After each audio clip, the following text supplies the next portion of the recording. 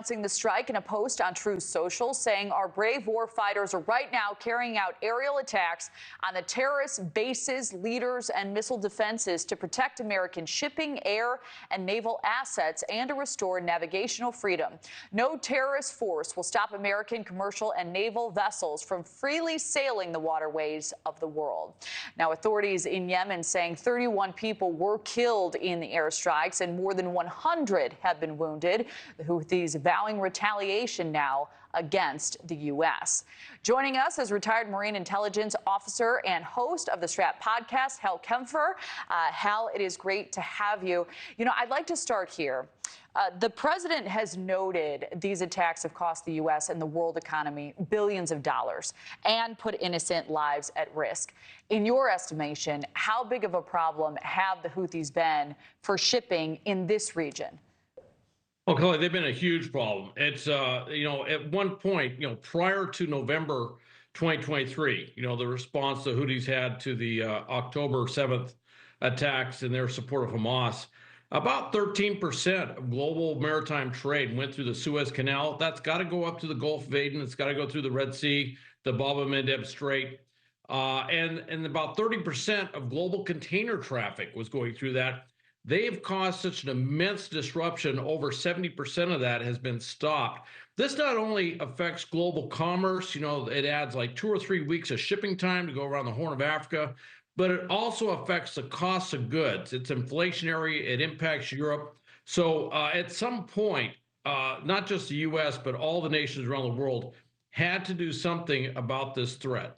Yeah, someone does have to keep the peace in this region. Do you read this as the president once again on the world stage making this statement that, hey, there's a new sheriff in town? Well, very much saying that. And it's the difference from the type of strikes we saw before. Under the Biden administration, mostly going after weapon systems, sometimes going after weapon storage places, but very much focused on the actual warfighting means. This one's a little bit different. Yes, they went after armaments, but they also went after the support structure. They also went after leadership targets. And part of that is early in the Trump administration, they redesignated the Houthis as a terrorist group.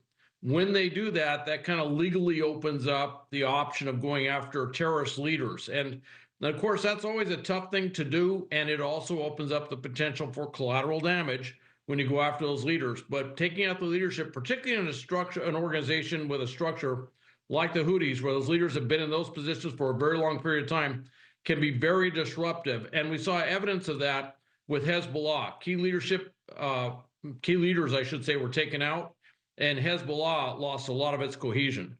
Yeah, important context. Thank you for highlighting that. The terror group, as we reported, vowed to retaliate against the United States. What do you make of that threat and what it might look like?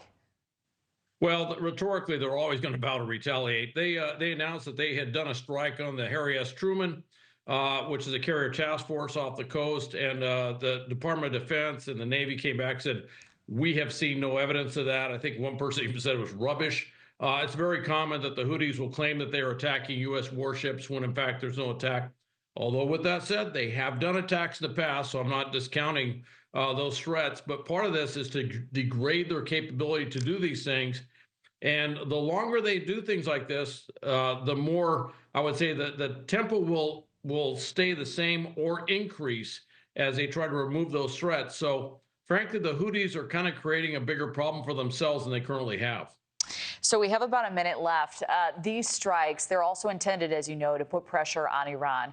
The president saying this to Iran, support for the Houthi terrorists must end immediately. Do not threaten the American people, their president, who has received one of the largest mandates in presidential history, or worldwide shipping lanes. If you do, beware, because America will hold you fully accountable and we won't be nice about it. Now, we should mention Iran has denied supporting the Houthis. How do you believe, though, this very public threat is being received now by Iran's leaders?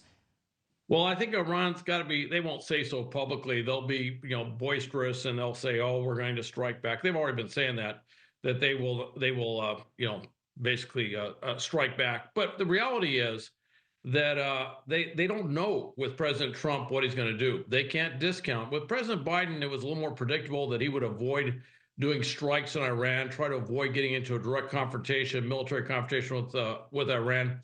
It's not clear to them if President Trump would do that directly, or maybe work with Israel, or maybe support Israel in doing strikes against Iran. So it's a very different calculus for Iran, and I think they have to take these words very seriously. Thanks so much for watching. Go to joinnn.com to find News Nation on your television provider. And don't forget to click the red subscribe button below to get more of News Nation's fact-driven, unbiased coverage.